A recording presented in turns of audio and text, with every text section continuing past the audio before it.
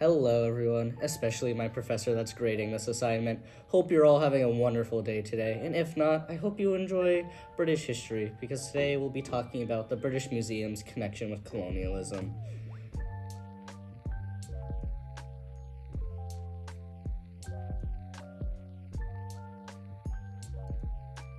But first, the basics.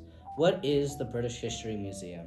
Because the name would imply it's just dedicated to British history, which, yes, but no, it's a bit more than that. As they would describe it, they are a repository of human history, dedicated to the preservation of artifacts from around the globe. Let's put a pin in that. Though only around 80,000 objects are on display at a time, it houses more than 8 million artifacts. Within its walls lie the Rosetta Stone, the Parthenon sculptures, a whole moai head, a gift shop, and 2 restaurants, one of which has Hawaiian pizza, made not with ham, but instead with barbecue chicken. Though admittedly, the desserts on the menu sound pretty phenomenal, so tea time there would be fun, if you don't know what they keep in the basement.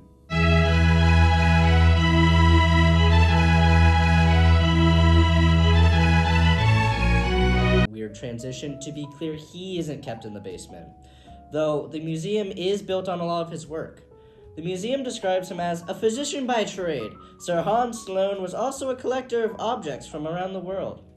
The London Natural History Museum credits him as the inventor of chocolate milk, and he has this fish named after him. Majestic. After his death, Sloane would bequeath 71,000 items to the British Parliament at a discounted price. These 71,000 items would form the foundation for the British Museum, the London Natural History Museum, and the British Library, which raises the question, how did a 17th century physician acquire over 71,000 items from around the world? Those familiar with the period already know the answer, but don't spoil it yet. Sloane's collection really began during his trip to Jamaica in 1687, where both molasses and love were in the salty sea breezes.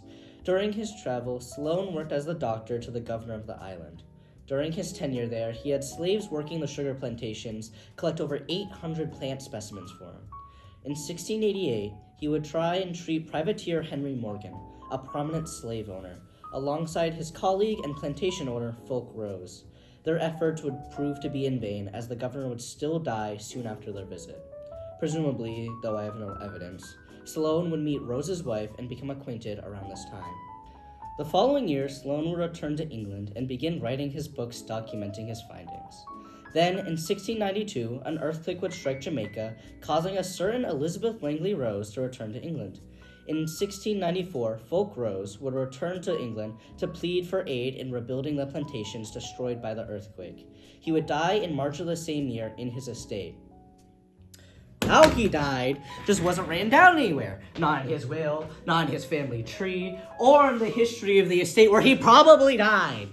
And the newspaper where he was declared deceased wasn't archived anywhere. But wanna know who was in the will, the family tree, and the estate history? Sloane! Maybe he should have done his wife's dead husband a solid and collected the newspaper that declared him dead. He liked collecting all these different paper documents, plant and animal samples, along with his 32,000 coins. Maybe then the British History Museum would have British history inside of it. But no! I spent 3 hours searching all over the internet, trying to figure out how Fulk died, and wanna know what I gained from the experience? All I gained was the knowledge that Fulk's mother, his wife, and one of his daughters were named Elizabeth, and that he lived in a mansion presiding over a farm called Frogham.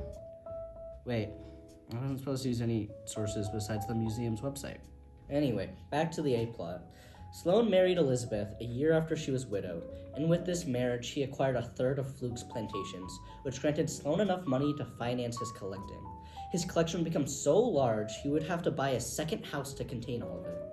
He would also receive many visitors who wished to see his collection, which would likely inspire him to sell his collection to the crown under the condition that they pay $20,000 to his heirs and build a public museum to display it. And so, after getting the funds for it through a national lottery, the British Museum was born, built off the back of a man that claimed to invent chocolate milk, who built his collection from fellow colonizers and accrued wealth through the ownership, trade, and exploitation of human beings. And while this is the least important of the issues, he almost certainly didn't invent chocolate milk, and instead likely saw the natives do it and stole the idea.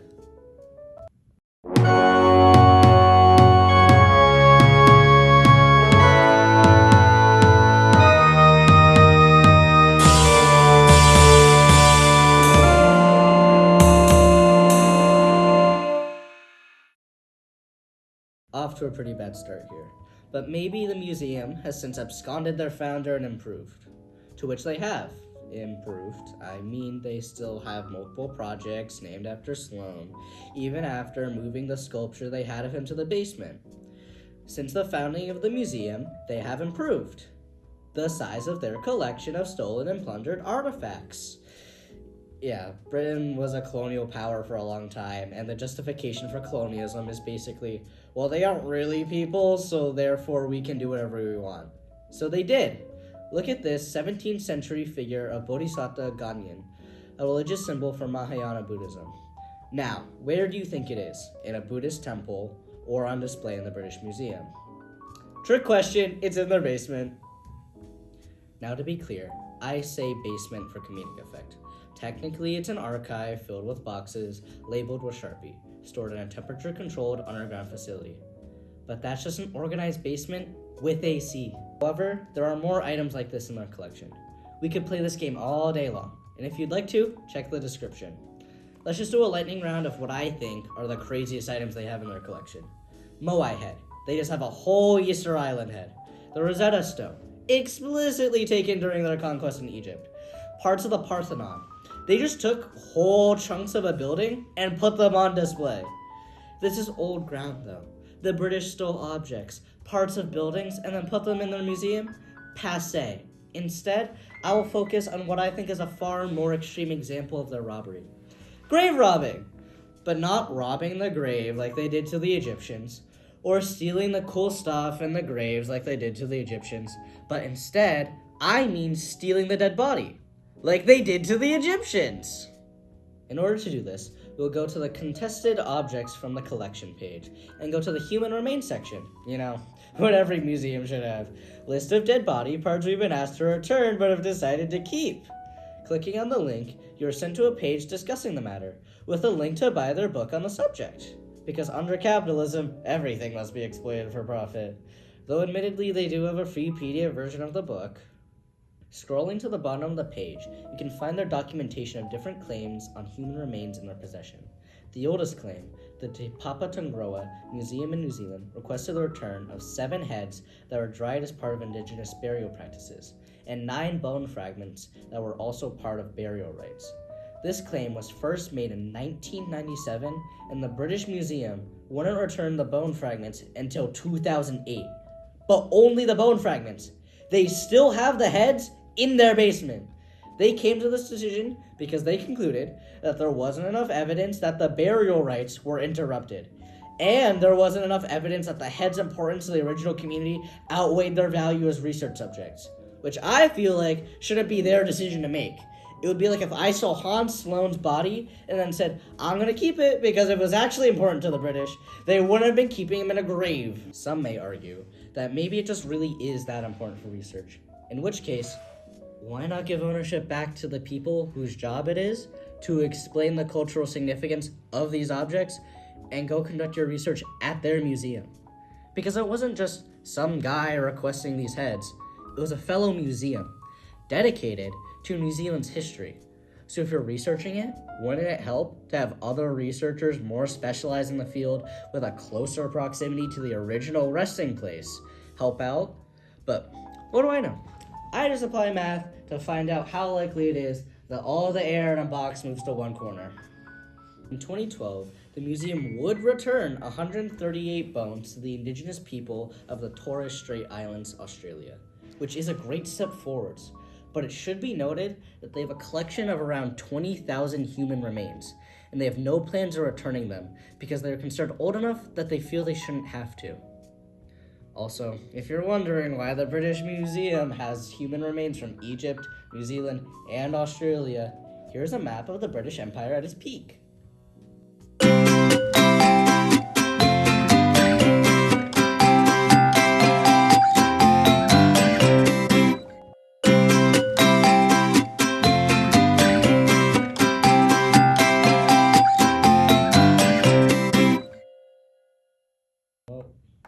That last section was a little dark with the whole stealing dead bodies thing. So let's move on to something a little lighter, like late-stage capitalism. We will be venturing into my favorite part of the website, their online gift store, because why not? Here, you can shop for all your essentials, like Rosetta Stone pen, Frank Casket marble coaster, Mask of King Tut sculpture, Hoji Frog notebook. Actually, I kind of want that one.